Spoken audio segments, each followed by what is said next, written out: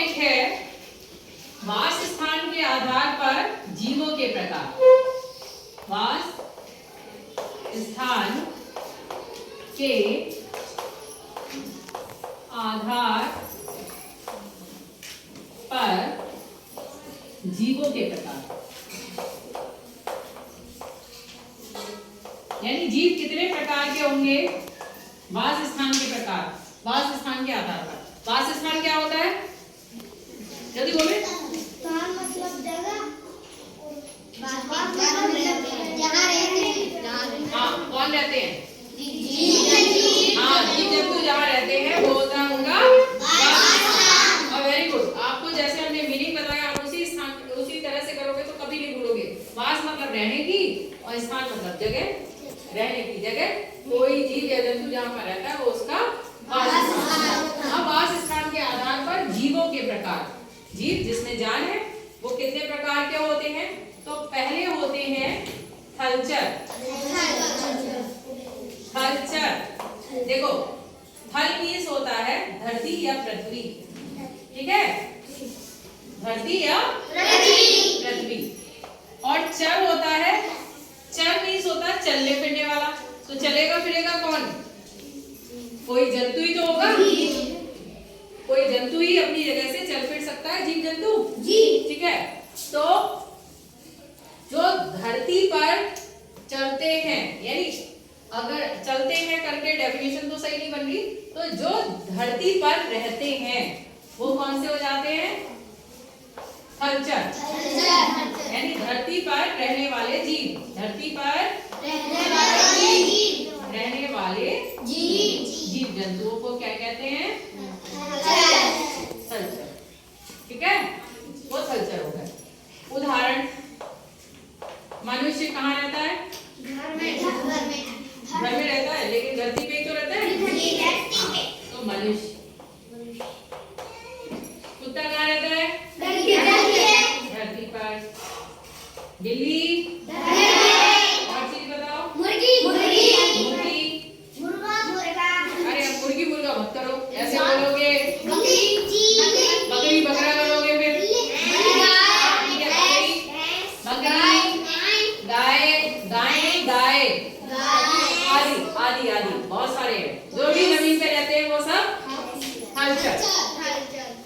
दूसरा वाला आप खुद ही बता दोगे, जलचर। पहले डेफिनेशन पे जाते हैं। जो पानी पे रहते हैं। जल में क्या होता है? पानी। तो जो जल में रहते हैं या जो पानी में रहते हैं, जल में रहने वाले, जल में रहने वाले जंतु क्या कहलाएंगे? जलचर। अब उदाहरण, नहीं,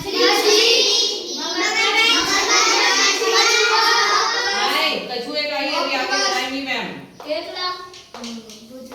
मछली, ऑक्टोपस, केकड़ा, मेंढक नहीं आएगा बेटा, अभी अलग बताएंगे। मेंढक अच्छा आपने देखा है? मछली, एक मिनट, मछली पानी में ही रहेगी। अगर पानी से बाहर निकालेंगे रह पाएगी? तो ऐसे जीव बताने आपको जो पानी से बाहर निकालते ही मर जाए। केकड़ा, हाँ अभी एक मिनट, केकड़ा पानी में रहेगा, बाहर निकालेंगे तो?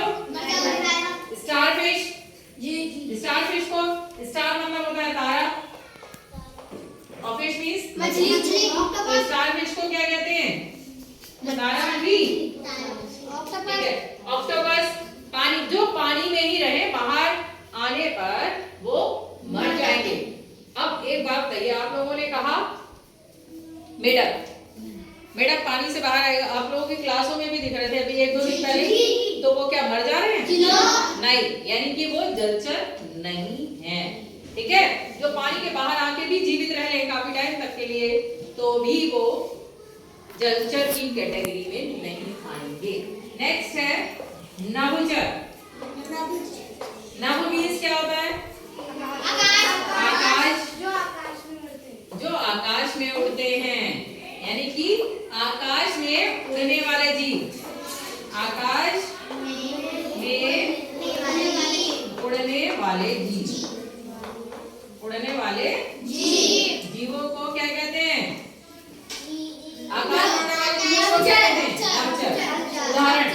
जो भी उड़ लेते हैं। कबूतर, तोता,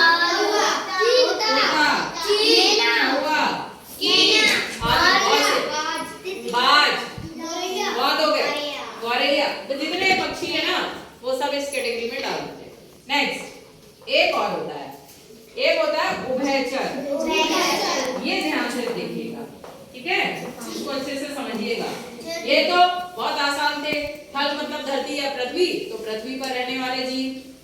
जल मतलब जलचर, जल मतलब पानी, पानी में रहने वाले जीव।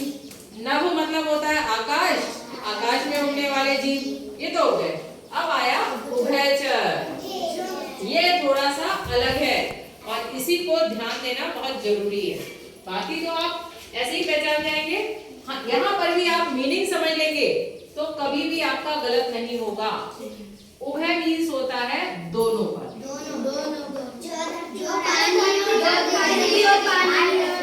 दोनों पर, दोनों पर किसमें?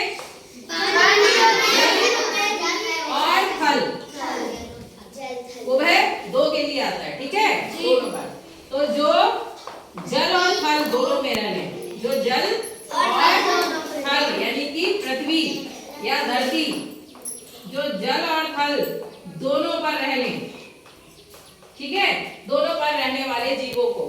अब उदाहरण आया कौन सा?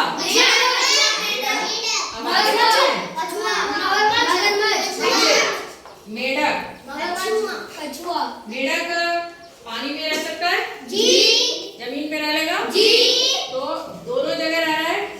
तो दोनों के लिए क्या लेंगे? कछुआ।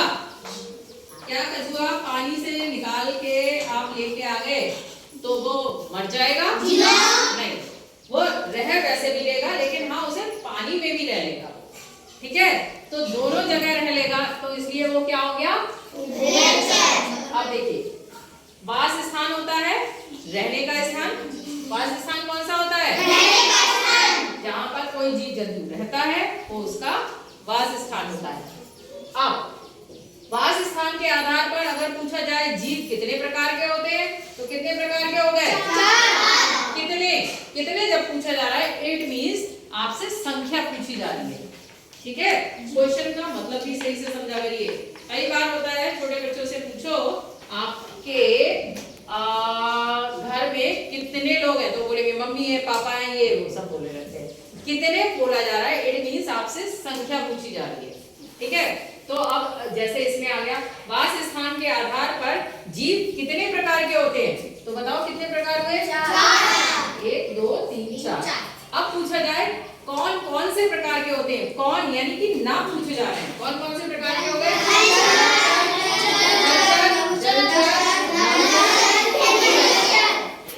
अब कहा जाए इनकी परिभाषा लिखिए, तो परिभाषा लिखिए।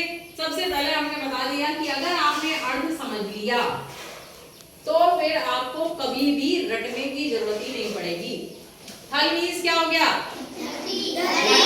और चर मीन्स मैम ने बताया चलने फिरने वाला। और चलने फिरने वाला कौन होगा? जीव होगा।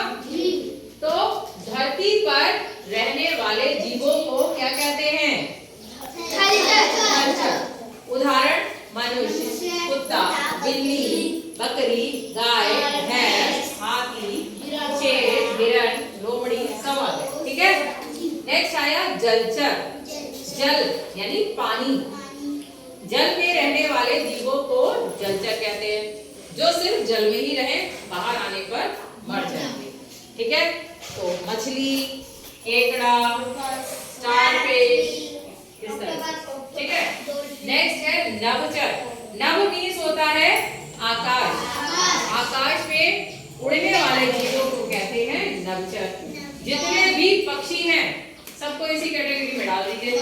बाज, कबूतर, तोता, गौरैया, मैना, कौवा, ये सब किसमें आ जाएंगे? नभचर। नभ आसमान है ना, आकाश ऊंचाई पर है, ऊंचाई पर उड़ने वाले जीव हो गए, ठीक है। नेक्स्ट उभय। उभय मतलब दोनों जगह। दोनों कौन से? जल और थल, जो दोनों पे रह लें। मतलब अगर वो जल में रहे तो भी जीवित रहे और अगर थल पे आ जाए तो भी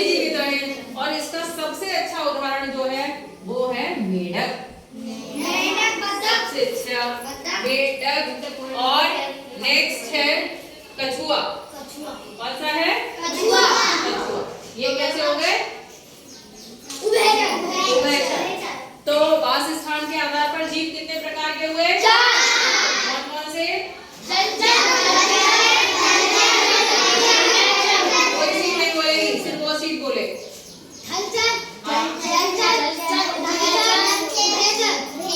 ठीक है, वेरी गुड। जलचर के दो उदाहरण दो। मगरमच्छ, मछली। मछली, मगरमच्छ, ठीक है। और उभयचर का कोई एक उदाहरण दो। जो वो मेंढक और कछुआ। ठीक है। अब थलचर के उदाहरण दो। थलचर, थल मीन्स, हाँ तो बता दो। मनुष्य और कुत्ता। मनुष्य, कुत्ता, वेरी गुड। तालियां बजा लो अपने लिए।